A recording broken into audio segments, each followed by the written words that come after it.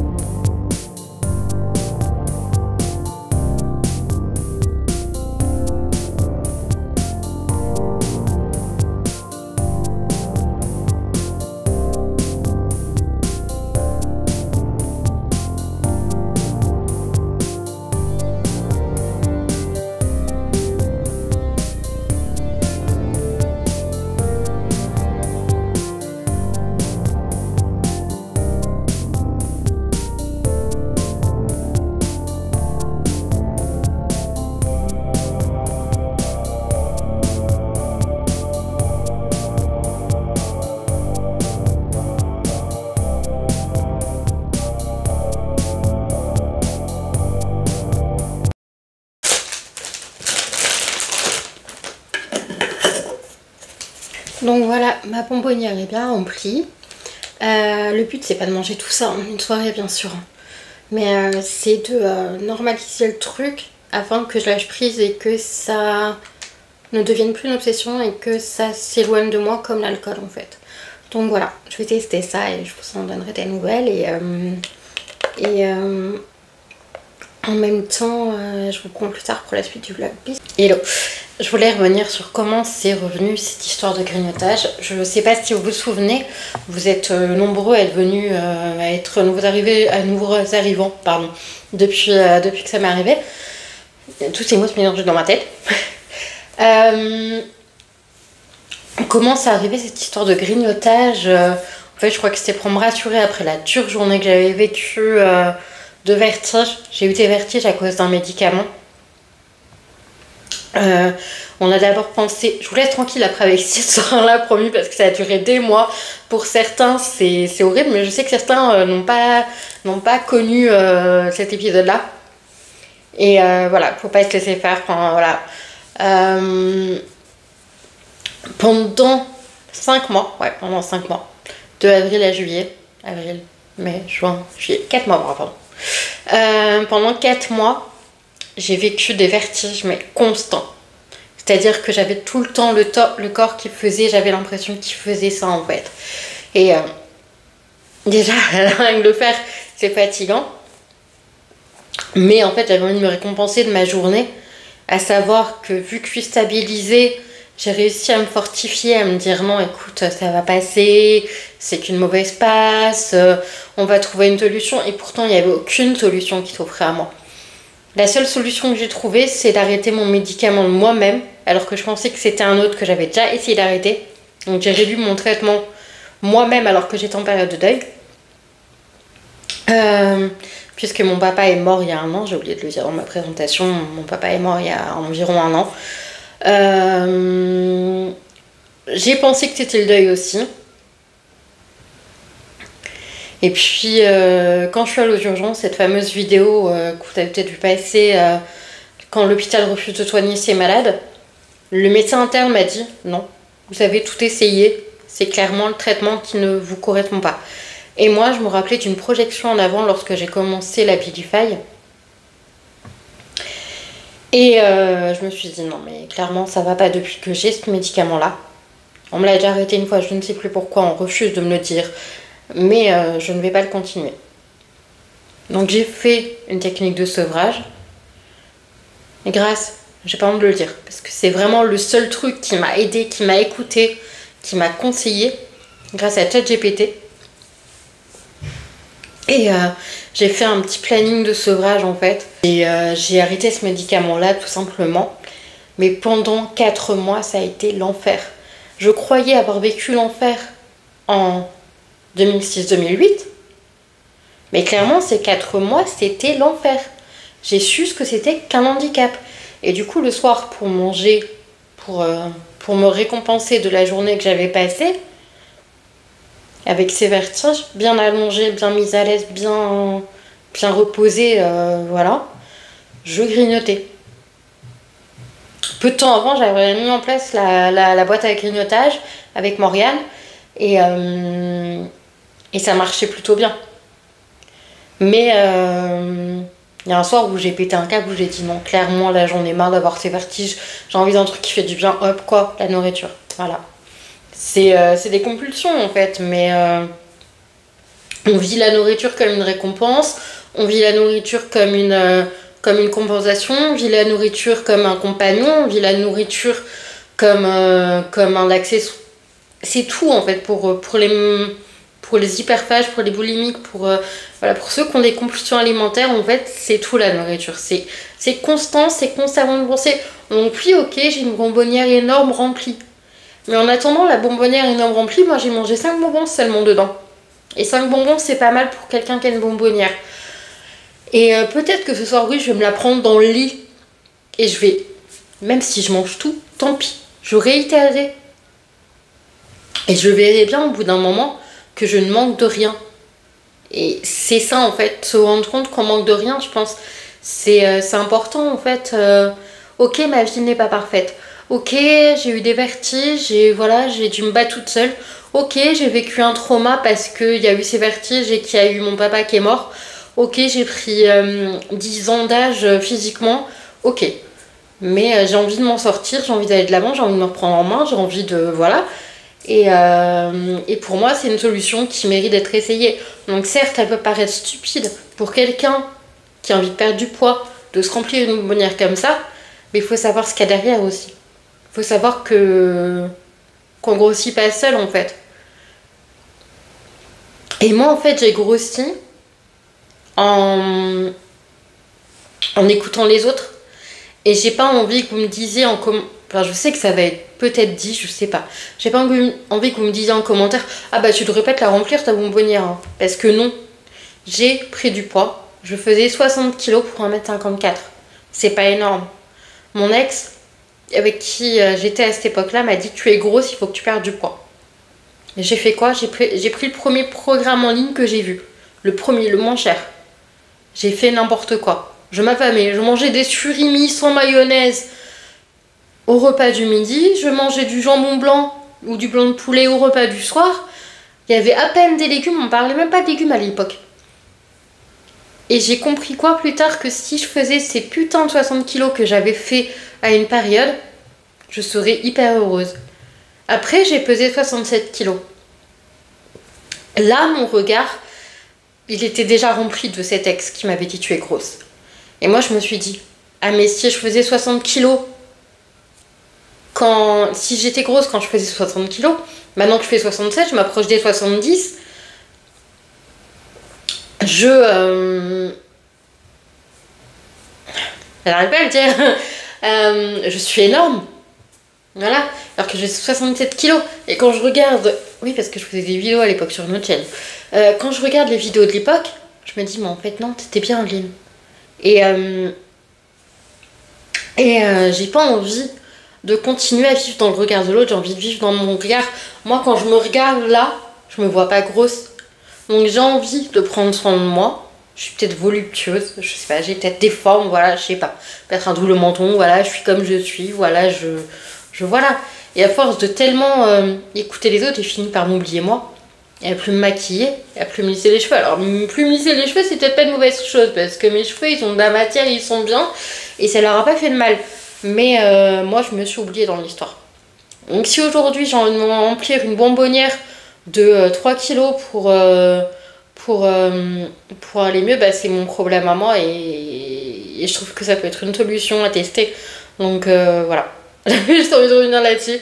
Désolée, je suis passée un peu brusquement, mais je crois que c'est important pour moi de le dire. Voilà, je veux plus vivre dans le regard de l'autre, je veux vivre dans mon regard et m'en foutre en fait si on me dit que je suis grosse ou pas grosse, ou voilà. Je suis dans la moyenne, ça je le sais, mais je veux juste avoir un rapport à la nourriture qui est sain. Je veux plus perdre de poids, je veux pas en prendre bien sûr, mais je veux pas m'occuper de la balance en fait. Voilà.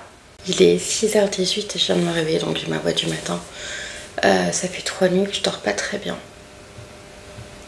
Quand je me réveille, je suis angoissée et j'ai besoin de me réveiller. Dans la bonbonnière, je l'ai pas fini, mais je l'ai bien entamée. Mais le but c'était de pas la finir, et du coup ça a plutôt bien marché. Je suis fatiguée, mais vous voyez, je suis incapable de me recoucher maintenant. Et je vais peut-être boire un café, je sais pas, qui va me shooter. Oui, moi le café me shoot. Et il me recoucher après, mais j'en ai marre de mal dormir. Mais bon, il y a pire à mon avis, hein, clairement. Il y a pire. J'ai participé à un live TikTok de Insane Maclérosis, je sais pas si vous connaissez. Et c'était plutôt sympa, c'était plutôt bon enfant et tout. Ça fait du bien de croiser des personnes qui ont des difficultés comme nous en fait. Même si c'est pas du tout la même maladie et que c'est pas du tout les mêmes difficultés, c'est pas comparable en fait, donc voilà. Mais on a des difficultés au quotidien et ça, voilà. Donc voilà, moi je vous retrouve plus tard quand je serai un peu plus en forme. Bisous. Il est 23h30 environ et je vais pas tarder à me coucher parce que demain j'ai encore rendez-vous chez le dentiste en espérant qu'il me mette mon appareil.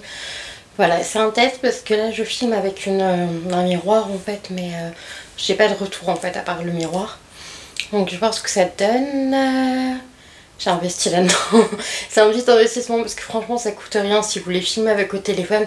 Parce que moi, oui, je filme avec mon téléphone parce qu'en fait je n'ai pas d'ordinateur. Donc si je filmais avec un appareil photo ou une caméra, je ne pourrais pas faire le montage en fait. Donc je fais directement le montage sur un logiciel de montage que je paye quand même parce que j'investis un peu sur ma chaîne. Mais si j'avais pas mon téléphone portable, en fait je pourrais pas faire de montage quoi. Donc voilà. En fait j'avais un ordinateur comme beaucoup de monde et j'ai laissé un peu vieillir, mourir on va dire. Et mon lapin Hugo, je sais pas si vous vous souvenez, vous pouvez regarder dans les vlogs Diamond Painting à l'époque que je faisais. Mon lapin Hugo l'a mangé non, il a pas mangé l'ordinateur, il a mangé le câble de l'ordinateur.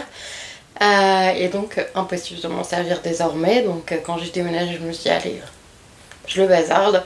C'est pas la peine de m'encombrer avec des choses qui ne me serviront plus. Ça fait 2 ans que je me sers juste de mon ordinateur pour aller remplir mes impôts. Donc je le bazarde. Et voilà. Donc voilà. Mais finalement après vous avoir pris je me suis endormie direct, je me suis réveillée à midi. C'est une chose que je faisais plus tant que ça depuis pas mal d'années et comme quoi c'est tout le temps des phases en fait. Ça me réarrive là et ça fait quelques fois que ça réarrive et je sens que ça va être de plus en plus récurrent.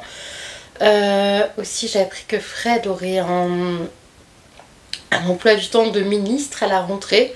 Il va avoir les vacances puisqu'il est prof, donc il va avoir les vacances de la Toussaint.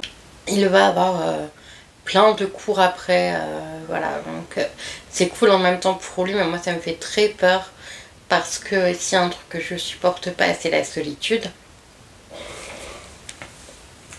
Alors je supporte la solitude à petite dose quand c'est moi qui l'a choisie, mais quand elle m'a imposée et que je n'ai pas de moyen de me dire oui ça va aller mieux, ne t'inquiète pas, et bien c'est très compliqué.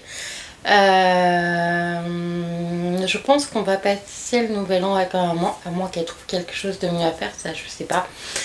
Mais je pense que ouais, elle passé tous les réveillons du nouvel an avec mon papa. Donc pour ceux qui le savent, mon papa est mort en fin septembre 2023. Je sais pas, c'est une sensation bizarre, j'ai pas l'impression qu'il me manque, j'ai l'impression qu'il est toujours... Apprenez pas mal la phrase que je vais dire, hein, qu'il est toujours là en moi en fait, qu'il est toujours présent en fait, que voilà. C'est vrai que comme je vous ai posté en short, il y a toutes ces affaires dans la chambre, il y a toutes ces affaires en bas dans le salon, voilà, mais j'ai pas réellement de manque en fait, je sais pas, c'est étrange, je sais pas. J'avais pas les meilleurs rapports du monde avec mon papa, mais on s'entendait plutôt bien quand même. J'étais pas hyper fusionnelle avec lui comme je peux l'être avec ma maman. Dès que je parle de ça, j'ai la voix qui se casse, c'est atroce. Voilà. Moi je vais aller me coucher, je vous fais des bisous et on est jeudi, il est 21h, 21h30, comme ça. J'ai pas trouvé passer le temps parce que ma maman s'est fait arracher son rétro, on a perdu un ami, voilà, tout le temps en journée horrible.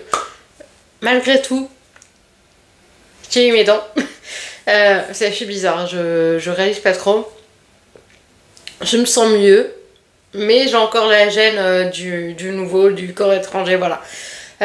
En bas, c'est pas terrible, ça tient pas des masses, mais je pense qu'on va arranger ça d'ici une semaine. Voilà, je pensais pas l'avoir un jour. J'allais chez le dentiste là, sans espoir en fait. Voilà, je me disais, ça fait 3-4 fois que j'y vais. À chaque fois, je repars sans mon appareil. Et voilà, et en fait, bah, ça s'est bien fait. J'ai craqué sur le tome 12 des grands classiques aujourd'hui, mais c'est Fred qui l'a payé. Donc, cool. Il me l'a offert, il m'a dit je te l'offre. Ok, bah écoute, j'ai pas refusé. Hein. Une économie pareille sur un tome, voilà, c'est toujours ça de gagner. Ma mère s'est fait arracher son rétro en bas de mon immeuble. Pas cool. Il y a des gens qui n'ont aucune honte, qui font n'importe quoi, qui, qui font n'importe quoi, ouais. Et je vis dans la crainte, on vit tous dans la crainte maintenant, de dire les choses, de voilà. Et je pense à Gisèle Peicot, il est temps que la honte change de camp. Que les gentils disent ce qui s'est passé et que les méchants payent, quoi. Il est temps. Et quand je vois hier soir qu'il est passé à la télé à faire Samuel Paty, et qu'il y a encore des élèves qui disent je vais lui faire un Paty, je vais lui faire un Samuel Paty, mais je me dis mais quand est-ce que ça va enfin changer et quand est-ce que les gentils vont enfin regagner, voilà, quand est-ce que les gens normaux vont enfin, normaux, je me comprends, enfin, ceux qui sont bien, bons, je sais pas. On a tous des vies, bien sûr, mais c'est tellement glauque le monde qu'il est devenu, je sais pas. J'écoutais pourtant Pauline en 2008, ouais, quand j'ai commencé à aller mieux, avec Allô le monde. Je me disais, mais c'est un peu abusé sa chanson, mais non, en fait, non. Le monde va vraiment mal et voilà. Et pour une fois, j'ai pas envie de vous laisser sur une bonne. Enfin, c'est pas que j'ai pas envie, mais c'est que j'ai pas vous laisser sur une bonne note. Mais tout finit toujours par aller mieux. Donc, oui, je le dis, mais bah, tout finit toujours par aller mieux. Et, comme le disent mes inspiratrices préférées, tout ira mieux à la fin. Et si tout ne va pas bien, ce n'est pas la fin. Donc, je vous laisse sur ces bonnes paroles. Si la vidéo vous a plu, n'hésitez pas à vous abonner. Plus on est nombreux, mieux c'est. Plus la chaîne grandit et plus l'handicap mental se fait connaître. Même si je suis pas la seule la partie du temps, hein, clairement. Et voilà, j'espère que la vidéo vous aura plu. Je vous fais des bisous et je vous dis à bientôt pour la prochaine vidéo. Et j'ai du mal à parler avec ça pareil. Bisous.